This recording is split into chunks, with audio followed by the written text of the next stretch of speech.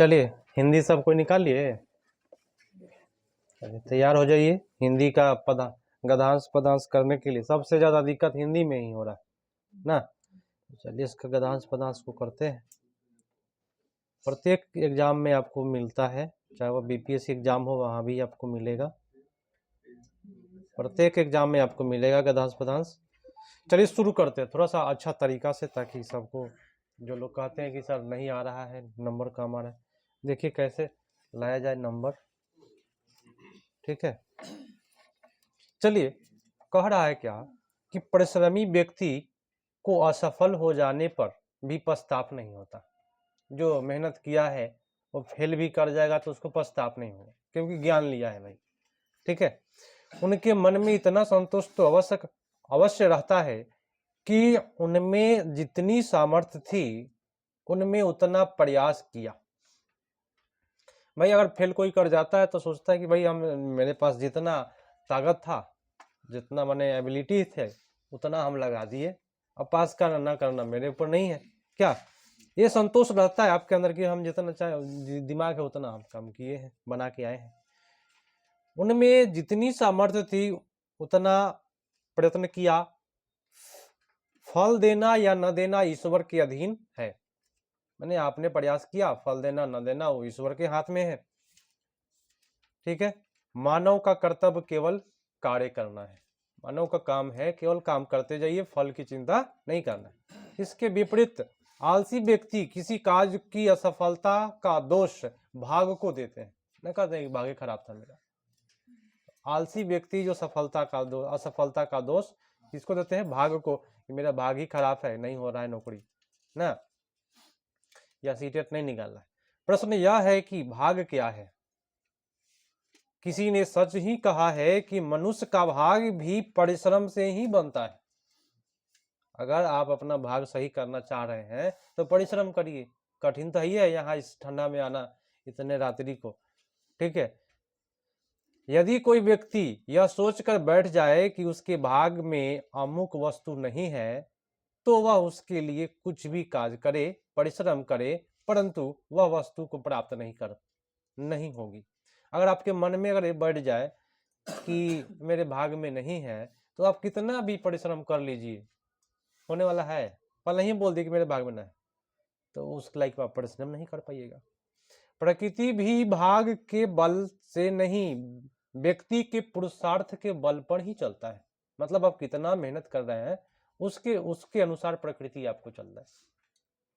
भारतीय संस्कृति में कहा जाने वाला तप भी परिश्रम का ही पर्याप्त है। तप बोले तो तपस्या, किसी भी लक्ष्य की प्राप्ति के लिए किया गया श्रम ही तप है। कोई भी लक्ष्य को प्राप्त करना है, उसके लिए जो काम कर रहे हैं उसी को ही क्या कहते हैं? तप कहते हैं। इसी तप का श्रेय के कारण नहुस इंद्रासन का अधिकारी बना। नहुस एक राक्षस था, है ना, चाहे राक्षस या देवी देवता कुछ भी हो, तो वो इंद्रासन का क्या बना था? अधिकारी बना। कालिदास महान कवि, मैडम क्यूरी तथा एडिसन महान वैज्ञानिक, अब्राहम लिंकन अमेरिका के राष्ट्रपति, महान लेखक, कवि, वैज्ञानिक आदि की सफलता का रहस्य भी उनका परिश्रम ही है। जो भी कोई व्यक्ति बनता है, आज मोदी जी प्रधानमंत्री आते आ रहे हैं भाई, कुछ भी हो भाई, कोई भी पार्टी से आप हो या हम हैं, वो बनते आ रहे हैं, वो अपने परिश्रम के बल पर आ रहे हैं, वो अपने दिमाग के बल पे आ रहे हैं। बिना परिश्रम किए बैठे बैठे तो नहीं बन रहा है। अरे कैसा भी परिश्रम हो भाई, क्या चलिए, तो बिना परिश्रम के तो होगा नहीं, कोई भी राष्ट्रपति बना हो। अब आपको जवाब देना है, अगर इतना प्रेम से इतना अच्छा से अगर पढ़ लेते हैं वहां पे, तो डेफिनेट रूप से आपका अच्छा नंबर आएगा। क्या घबराएगा सर? नहीं घबराए, थोड़ा सा दिमाग लगाना। अब हाली हाली पढ़ते हैं आप लोग, ऊपर आप पढ़ते हैं, मीनिंग समझ नहीं पाते हैं, इसलिए थोड़ा सा गद्यांश पदांश गायब होता है। गद्यांश पदांश जैसे ही गायब होगा 15 14 14 15 ऐसे ही चलेगा नंबर, गारंटी। मनुष्य का भाग कैसे बनता है? चलिए, परिश्रम करने पर ही बनता है। आलसी व्यक्ति अपनी असफलता का दोष किसे देता है? भाग्य को देता है। अब ये भी पढ़े उसमें। प्रकृति, एक सेकंड, प्रकृति किसका सम्मान करती है? हाँ, पुरुषार्थ के बल को सम्मान करती है। जितना आप काम करिएगा उतना आपको प्रकृति देगा, है ना। किसी व्यक्ति को असफल हो जाने पर भी पछतावा नहीं होता।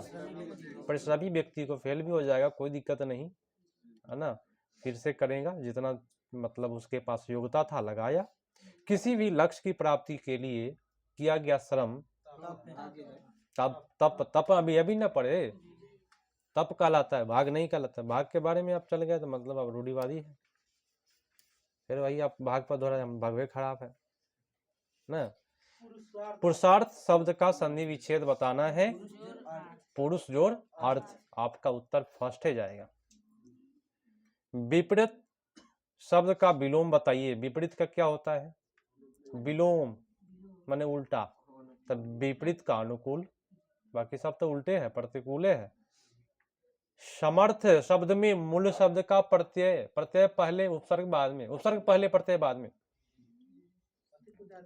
समर्थ पद शब्द में मूल शब्द बताना है, माने प्रत्यय हटा दीजिए, जोड़ के बाद में प्रत्यय, पहला क्या होगा? समर्थ का क्या होता है? समर्थ होता है। माने मेन चीज उसका क्या है, माने किस चीज से बना है? समर्थ्य, तो समर्थ से बना है समर्थ भाई। तो समर्थ आपका डी वाला ऑप्शन, लास्ट में य हलंत, समर्थ य, ठीक है। ईश्वर का पर्यायवाची नहीं होगा। विधान माने घटना होता है ना, बहुत बेटर। विधान मतलब घटना, घटना। प्रभु, विधाता, जगदीश सब ईश्वर का ही नाम है ना। अब आइए पदांश की ओर। देखिए कितना प्रेम से हुआ हिंदी, अगर देखा जाए बहुत मजेदार तरीका से अगर करिएगा, थोड़ा सा लगाव रखिए, अच्छा नंबर आएगा। जो अन्य धात्री के सदृश सबको पालती सबको पिलाती दूध है। धात्री मने हो गया जो अन्य धात्री के सदृश सबको पिलाती दूध, मतलब धारण करने वाली जो माँ होती है ना। जो अमृत इस लोक का, जिस पर अमर की भी मुग्ध है, वे धेनुएं प्रत्येक गिरी में है, दूही जाने लगी। धेनु मने होता है गाय, आ दूहने वाली बात समझ ही रहे। यो शक्ति की नदियां वहां सर्वत्र लहराने लगी, घृत आदि के अधिक से बलवीर का सुविकास है। क्या आजकल का सा कहीं भी व्याधियों का वास है? उस समय गोवंश चलता, इस समय मरता वही। क्या एक हो सकता कभी यह और वह भारत मही? भारत की धरती के बारे में और कुछ गाय के बारे में बताया जा रहा है। अब इसी के अनुसार आपको अनुमान लगाना है, क्योंकि पदांश का कोई विद्वान बन नहीं सकता, इतने पदांश पड़े हुए हैं। उसके लिए यूपीएससी लेवल का तैयारी करना पड़ेगा हिंदी का। अमर किस पर मुग्ध है? अमर किस पर मुग्ध है? तो दुग्ध पर लिखा हुआ है ऊपर, आप देख सकते हैं, मैं आपको बताऊं। अमर फर्स्ट है, धात्री के सदृश सबको पिलाती दूध है ना। तो ये आपका उत्तर होगा, अमर दुग्ध के बारे में बोला है। बाकी कोई भी ऑप्शन नहीं है इस ऑप्शन में, तो उस ऑप्शन को भी छोड़ सकते हैं। इस लोक का अमृत क्या है? इस लोक का अमृत यहाँ पे दूध है। चलिए बहुत बेटर। नेक्स्ट प्रश्न पर आते हैं। नेक्स्ट कहता है कि धात्री शब्द का अर्थ क्या होता है? धात्री देने वाला ना। तो यहाँ सबसे मजेदार आपका उत्तर देने वाला। धात्री बोले तो नहीं, पालन करने वाली। धात्री माने माँ, माँ पालन करने वाली, सॉरी देने वाली ना। यहाँ पे थोड़ा सा हम आते हैं, कविता को देख लेते हैं क्या लिखा हुआ है। जो अन्न धात्री के सदृश सबको पिलाती दूध है, जो सबको जब दूध पिलाएगा, कौन दूध पिलाएगा भाई? पालन करने वाली, है ना। तो आपका उत्तर हो जाएगा सी। किसी नदिया शरबत, किसकी नदियां सर्वत्र लहराने लगी? हाँ, शक्ति की नदियां। देखिए थोड़ा सा आप कविता पढ़ाते हैं। शक्ति की नदियां सर्वत्र लहराने लगी। आप लाइन देखिए पदांश में, आप लोग देखते नहीं है बनाते समय, लिखिए 4 नंबर ऊपर से लाइन में है, यो शक्ति की नदियां सर्वत्र लहराने लगी। अब क्या गलती करिएगा? थोड़ा सा पदांश को देखे, पदांश में ही छुपा होता है उसका आंसर, गद्यांश में नहीं, पदांश में आपको मिलेगा। तो शक्ति की नदियां मिल रहा है ना, सही सही। बलवीर में कौन सा समास है? मैंने आपको बताया, राजा रानी, भाई बहन, माता पिता, बताए ना। जो उल्टा हो वो द्वंद्व समास होता है। और द्विगु समास क्या होता है? जिसमें संख्यावाची हो, जैसे दोपहर, चौराहा, दशानन, जिसमें संख्या दिखाई दे, लगे कि संख्या का बोध हो रहा है, वो द्विगु होता है ना। मही शब्द का अर्थ बता देना है। मही माने भूमि, मैंने आपको शुरुआत में ही बोला कि मही बोले तो भूमि होता है। तो कुछ कुछ अर्थ आपके माइंड में बना के रखना। देखिए कितना अच्छा तरीका से आप ही लोग बताएं, है ना। और कल जो एग्जाम दिए थे उसका जब कराएंगे आप भी कहिएगा कि हाँ बेटर है, अभी होगा। अब आइए पेडागोजी का ऑपरेशन करते हैं। पेडागोजी बोलता क्या है कि निम्नलिखित में से किस शिक्षण शास्त्र का अर्थ है कि बच्चों के अनुभव, उनकी बात तथा उनकी सक्रिय भागीदारी को प्रमुख देना चाहिए। अनुभव, उसकी बात, उनकी सक्रियता भागीदारी को, तो याद रखिएगा थोड़ा सा, इस प्रकार के शिक्षण शास्त्र को मनोवैज्ञानिक रुचियों पर ध्यान रखकर अधिगम की योजना बनाना चाहिए। ये बात किसने बोला? बाल केंद्रित की बात है। जब बच्चा की रुचि के अनुसार जब पाठ केंद्रित बनना है, आपके रुचि के अनुसार हम पढ़ा रहे हैं तो ये बाल केंद्रित हुआ, और अपने रुचि अनुसार हम पढ़ाए तो ये शिक्षक केंद्रित हुआ। ठीक है, तो सबसे मजेदार उत्तर आपका बी। नेक्स्ट प्रश्न है कि समालोचनात्मक शिक्षण शास्त्र दृढ़ता के किस बात में विश्वास करता है? समालोचनात्मक, फर्स्ट बोला कि बच्चे विद्यालय से बाहर जो कुछ भी सीखते हैं अप्रासंगिक है। क्या गलत है? हाँ, अप्रासंगिक गलत हो गया। चलिए बहुत मजेदार। शिक्षार्थियों के अनुभव दृष्टिकोण, अनुभव बच्चा का ही आ गया, मतलब बाल केंद्रित। बच्चा का अनुभव शामिल कर लिए, बच्चा का रुचि के अनुसार आप पढ़ा रहे हैं, वही बाल केंद्रित होता है। नवाचारी क्या है? प्रश्न पूछता है जब आप लोग टीचर बन जाइए उसके बाद 5 दिन का ट्रेनिंग होता है, आवासीय ट्रेनिंग रह करके, वहां पे पूछेगा नवाचारी क्या होता है। नवाचारी माने कुछ नया आप क्या करना चाहते हैं। तो बच्चा की रुचि के अनुसार अगर आप पढ़ा रहे हैं या कोई चीज करा रहे हैं, जो चीज कर रहा है बच्चा, कागज फाड़ रहा है, उसी में बैठ करके कागज आप भी फाड़ फाड़ के उसको लगे एकदम फाड़ते फाड़ते उसको सिखाने लगे, ये त्रिभुज देखो फाड़ दी ना, ये नवाचारी के अंतर्गत आता है। चलिए, निर्देश यहाँ पे गलत था और लास्ट में नहीं लगा हुआ, इसलिए आप नहीं छू पाए। नेक्स्ट है, यदि शिक्षक नया पाठ पढ़ाने से पहले विद्यार्थी को मनोरंजन से जुड़ी गतिविधियां में संलग्न करते हैं, मैंने पढ़ाने के पहले भाई एक चटकुला बोल दिए, मनोरंजन वाली बात, मजा आ जाता है ना, तो इसका उद्देश्य क्या हो सकता है बताएं? विद्यार्थियों को प्रोत्साहन और उत्साह का संचार करना। देखिए जब हम 10th क्लास में पढ़ाते थे, हम भी उसमें पढ़ाए हुए हैं, 9th 10th में जब पढ़ाते थे कोचिंग संस्थान में, है ना, तो उसमें 12th का भी बच्चा सभी को उसको भी पढ़ाए हुए हैं एक बार। तो उसमें क्या होता है कि जैसे 4-5 क्लास चलती है, तो अगर आपका चौथा घंटी मिलेगा तो बच्चा पहले का घंटी में खूब पका, दूसरा का घंटी में पका, तीसरा का घंटी में पका पका के मास्टर लोग चले गए। चौथा घंटी में आप पहुंचिएगा पढ़ने का, उसको मन नहीं करेगा, क्या करिएगा? शुरू में जाइए ऐसा ऐसा बम फेंकिए बातों का, ठीक है, कि बच्चा खूब हंसे, बोले तो तीनों पढ़ाई उसका नष्ट हो जाए, और आप जो पढ़ाना शुरू कीजिएगा वो खूब अच्छा से एक्सेप्ट करेगा। तो पहले ऐसा माहौल बना देना है जिसमें बच्चा प्रोत्साहित हो जाए, और क्या हो, अंदर से उत्साह संचार हो जाए कि हाँ सर जी एकदम मजा आ गया, खूब अच्छा पढ़ाना शुरू किया। शुरुआत में पहली क्लास खुशी वाला होना चाहिए, यही बात बोला जा रहा है। और नहीं तो बस आप भी गए पका के चले आए, भाई नियम है लिखो चालू हो जाओ, और बच्चा सब पकड़े रह जाएगा, जिंदगी भर कभी नहीं सीख पाता है। चलिए नेक्स्ट प्रश्न है कि मनुष्य अनुभव के माध्यम से भाषा ठीक उसी प्रकार से सीखते हैं जिस तरह से वे अन्य कौशल सीखते हैं, है ना, बात सही है भाई। जिस तरह से आप खाना बनाना सीखते हैं उसी प्रकार से भाषा सीखते हैं, है ना बात। तो यह विकास के सिद्धांत की ओर संकेत करता है। चलिए वाइगोस्की की ओर, किसकी ओर संकेत कर रहा है? नहीं नहीं नहीं, ये ना ना, सारा चीज बोलिए दिया आप लोग। प्रश्न बोल रहा है कि मनुष्य, सुनिएगा, मनुष्य अनुभव के माध्यम से भाषा ठीक उसी प्रकार सीखते हैं जिस तरह से कौशल सीखते हैं। तो कौशल की बात आपको स्किनर साहब का है, याद रखिएगा ये चीज को। बाकी वाइगोस्की साहब को सामाजिक अंतःक्रिया सब आता है, ठीक है।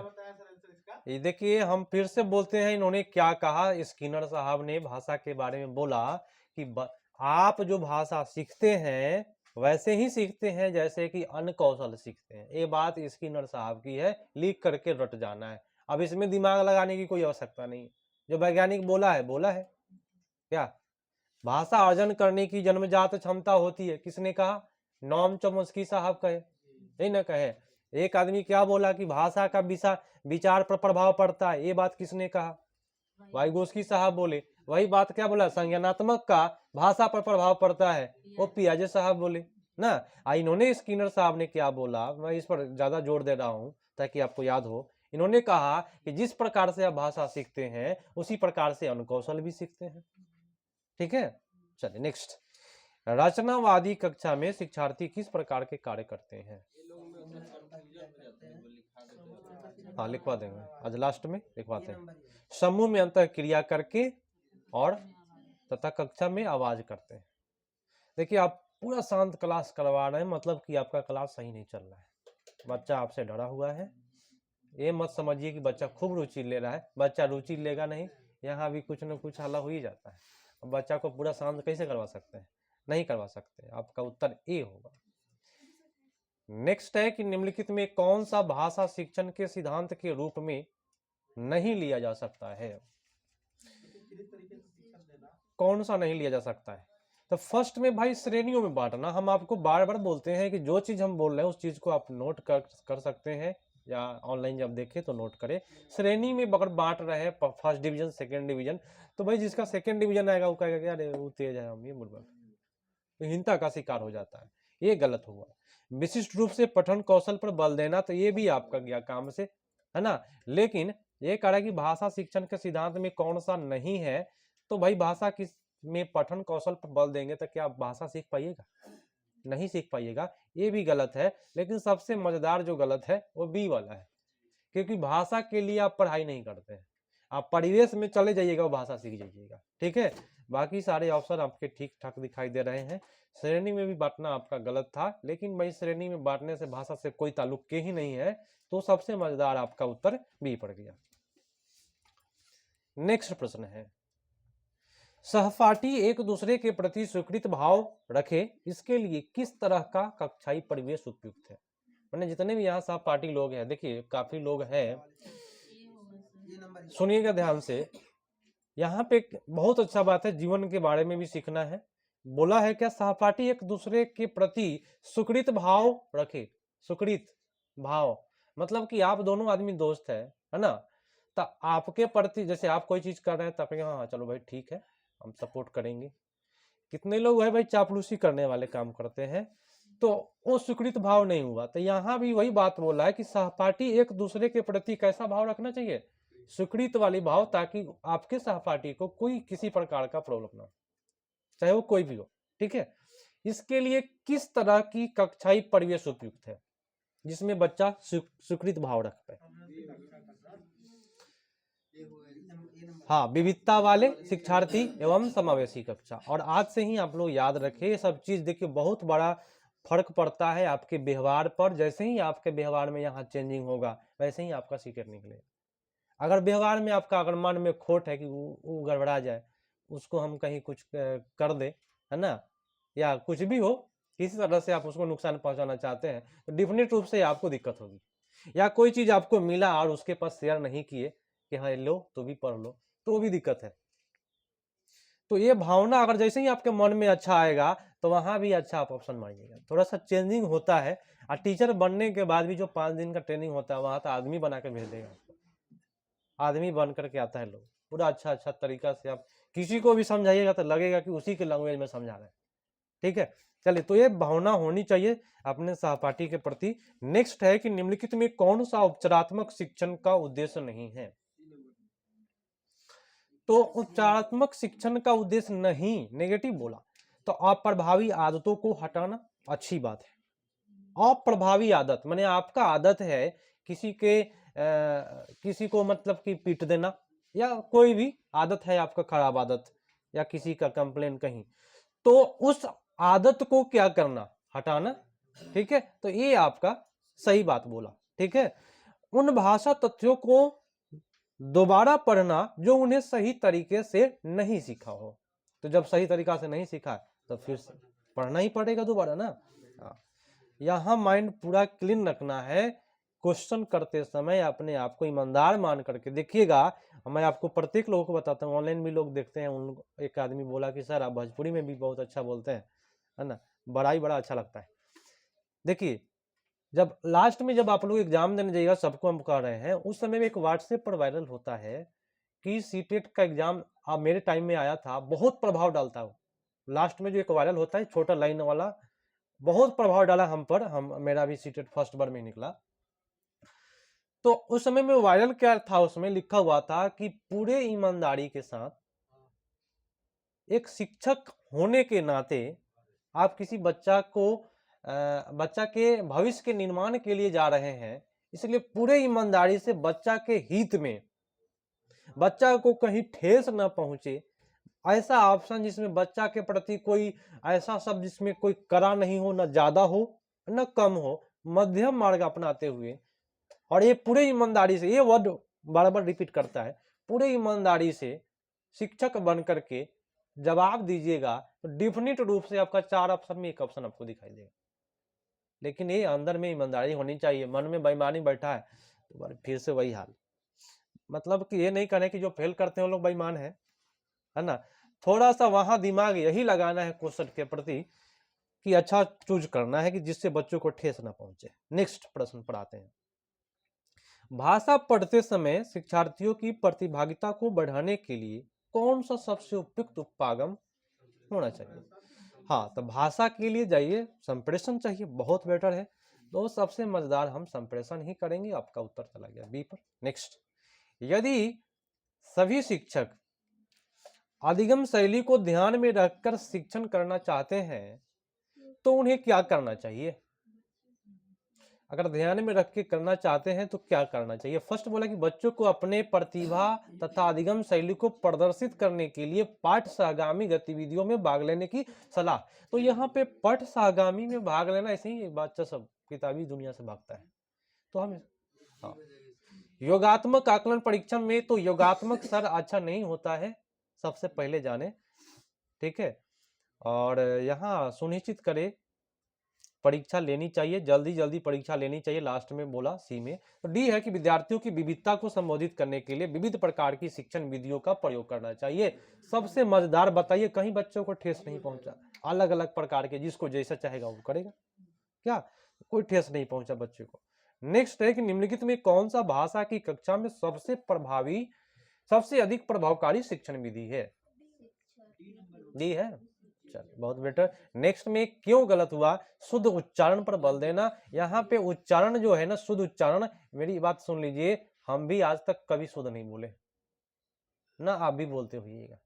ये दुनिया में ना कोई पूर्ण हुआ है ना होगा, कहीं ना कहीं त्रुटियां हो जाती है। शुद्ध बोलना बोले तो पूरा शुद्ध बोलना। अब किताब खोलेंगे, किताब का भाई उर्दू में उर्दू लहजा है शायद ना, कि अरबी लहजा है, तो प्रत्येक व्यक्ति जैसे कि टेबल लाओ, मेज कोई नहीं ना कहता है कि मेज लाओ, तो शुद्ध हुआ क्या? शुद्ध बोले तो प्योर शुद्ध तो कोई भी नहीं हो पाएगा शुद्ध। पाठ्य पुस्तक की सस्वर पढ़ना, तो पाठ्य पुस्तक हटा लीजिए, शुद्ध उच्चारण फिर से गया। तो सबसे मजेदार है शिक्षार्थियों की रुचि के विषय पर चर्चा करना तथा विषय वस्तु से संबंधित शब्द संपदा ध्यान देना। क्या बच्चा की रुचि के अनुसार,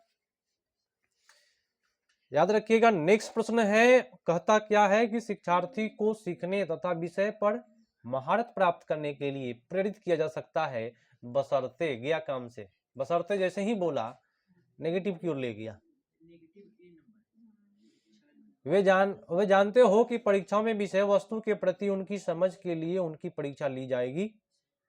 आगे, उन्हें विश्वास हो कि वे काम करे और वह रोचक तथा स्वयं अपने शिक्षक के जीवन से संबंधित हो। उन्हें इन बात को पूर्वाभ्यास हो कि उन्हें निर्देशात्मक उद्देश्यों की उपलब्धियों के लिए सकारात्मक पुनर्बलन मिलेगा। तो देखिए, कभी भी निर्देश से आप बच्चा को प्रेरित नहीं कर सकते, ठीक है। निर्देश दे करके आप बच्चा को कभी भी प्रेरित नहीं कर सकते हैं, ये बात को आप याद रखिएगा। 117 का यहाँ पे क्या होना चाहिए? बी नहीं होगा। देखिए यहाँ पे कुछ रोचक तथा उनके स्वयं और शिक्षक के जीवन से संबंधित है, तो शिक्षक का जीवन अच्छा होता है ना, तो उससे बच्चा प्रेरित हो जाएगा ना। जैसे हम अपना जीवन बताएंगे, आप लोगों को थोड़ा सा प्रेरणा मिलेगा कि हाँ सर भी निकाले हैं सीटेट, हम ज्वाइन किए हुए हैं, शिक्षक पहले से हैं, छठा चरण का भी है और बीपीएससी भी निकला है जो छोड़ दिए, है ना। तो इससे प्रेरणा मिलता है कि भाई नौकरी छोड़ दिया जा रहा है यहाँ, तो कुछ प्रेरणा मिलेगा शिक्षक से। अब प्रश्न बोल रहा है कि प्रेरणा मिलेगा किससे, उसको नहीं खोजना है, जिससे नहीं मिलेगा उसको खोजना है। तो नहीं मिलने वाला जो है वह सी वाला है, सी में प्रेरणा नहीं मिल रहा है, बाकी सब में कुछ ना कुछ प्रेरणा मिलेगा, आप पढ़ के देख सकते हैं उसको। 18 बोला कि निम्नलिखित में कौन सी युक्ति शिक्षार्थियों को अच्छा भाषण देने तथा प्रशिक्षण देने के लिए इस्तेमाल नहीं की जा सकती है।